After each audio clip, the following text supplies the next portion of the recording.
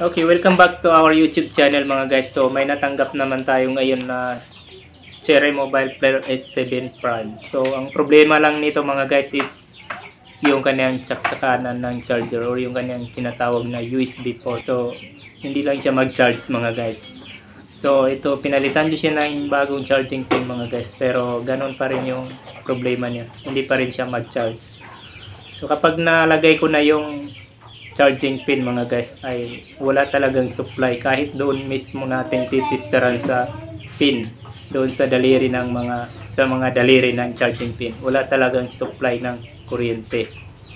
So ang ginawa ko mga guys ay sinubukan kong i-tester yung diode na ito na baka ito yung shorted, kasi nga hindi naman siya shorted doon sa kanyang battery terminal o battery connector. So dahil doon mga guys nalaman ko na shorted pala yung pisa, yung diode. So ang ginawa ko lang mga guys ay tinanggal ko lang yung pisa na ito. Pagkatanggal ko nito mga guys ay sinubukan ko ulit i-tester ng naka-charge. Pagkatanggal ko ng diode mga guys, doon pa siya nag-charge. So ibig sabihin yun lang pala yung problema. Sana'y nagkaroon kayo o magkaroon kayo ng idea sa video natin ito mga guys, na pwedeng makatulong sa inyo sa mga gustong matuto maging cellphone technician.